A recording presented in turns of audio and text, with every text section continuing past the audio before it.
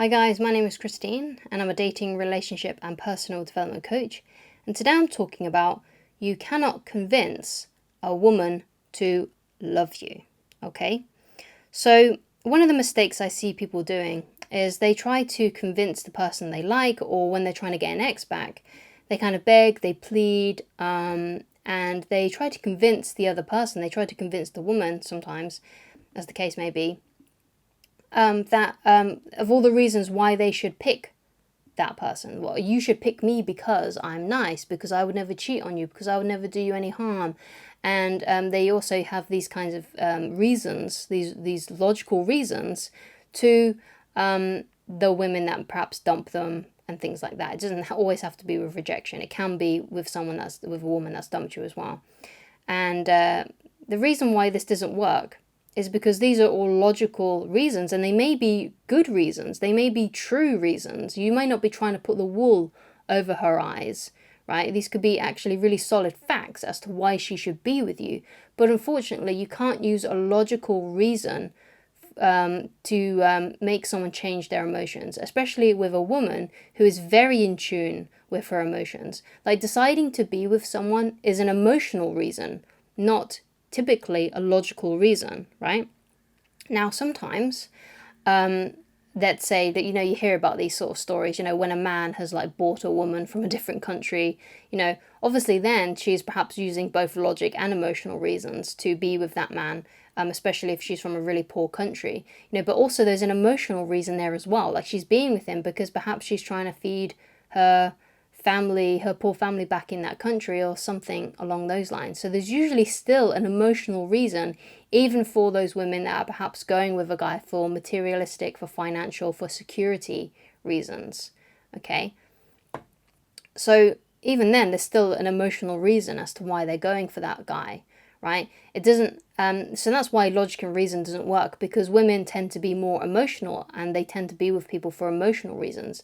And usually men are the same as well. Like, the reason why you perhaps are interested in her is for an emotional reason. It's because you find her so attractive, so alluring. These are all like something that you feel within your body, within your emotions, right? Or it could be that you just think that she's really kind, or something like that. You think she'd be a good mother, or you think that she'd be a good wife. There's still like emotional reasons behind it.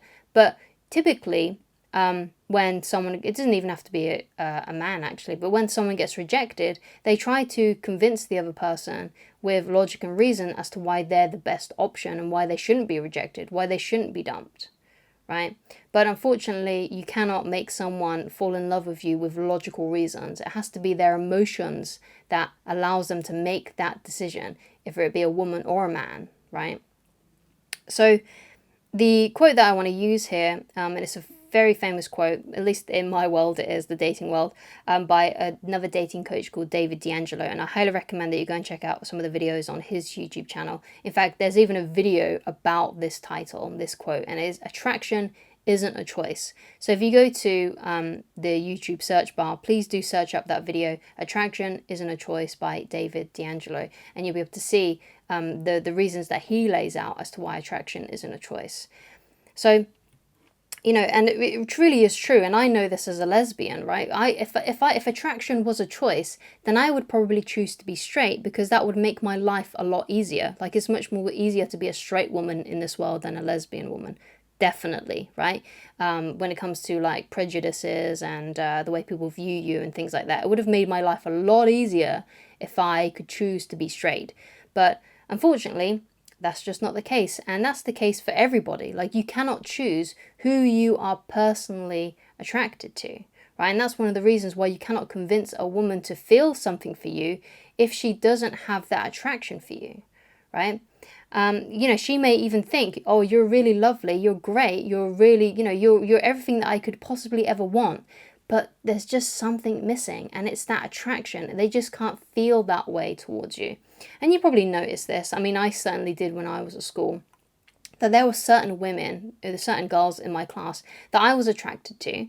And there were other women that I wasn't attracted to, that I saw more like sisters, or I just didn't feel that way towards, right? And I'm sure you've had that experience too. You probably didn't fancy every single woman in your class, or guy, if you're a woman watching this, you probably didn't fancy absolutely everybody, right? Everybody of the sex that you were attracted to, right?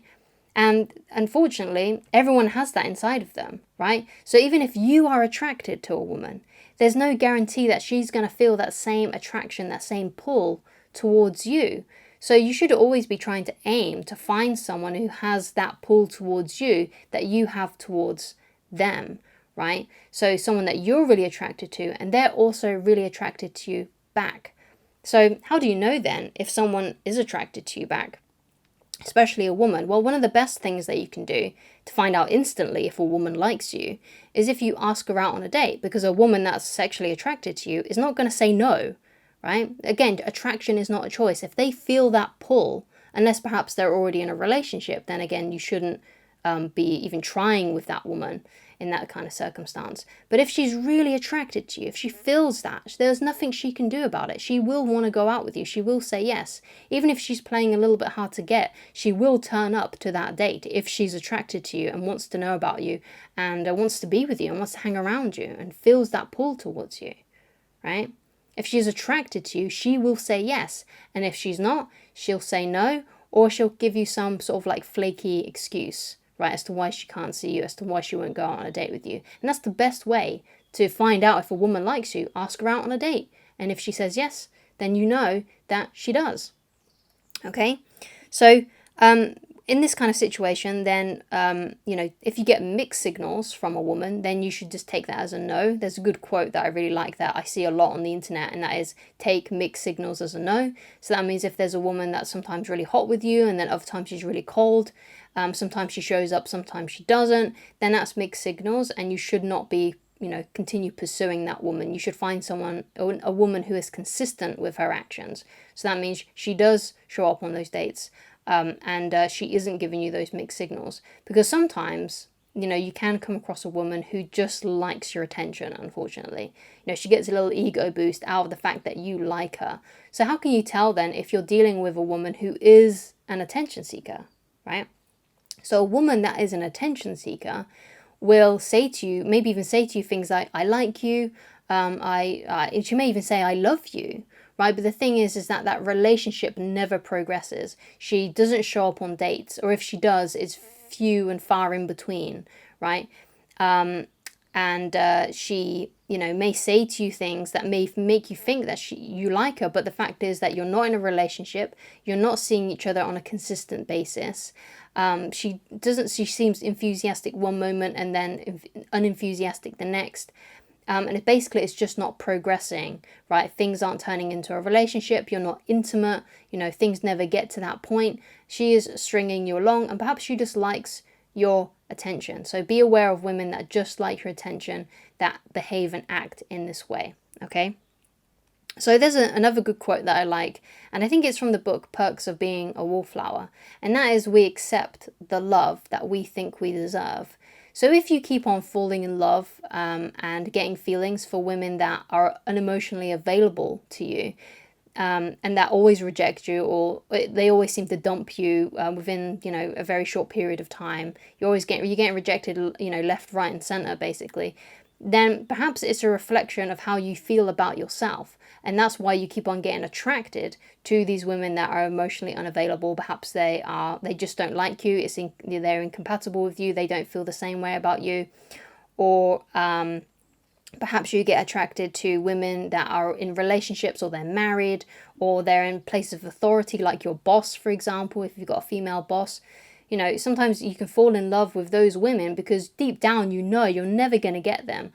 But because you feel so lowly about yourself, that's why you're not trying to find a woman that's an equal, and a woman that will reciprocate feelings and things like that. So that's something else that you need to consider as well. Perhaps you do have self-esteem and confidence issues and a low self-worth, and you don't view yourself very highly.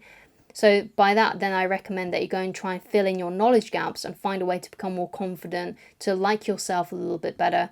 I personally think the best way to feel more better about yourself, to create a high worth and self-worth, is to actually take action on your goals. Because if you feel like you're progressing in life and you're getting to where you want to be in the future, then that really helps, I think, when you start to become more proud of who you are, right? And we all want to feel pride in who we are.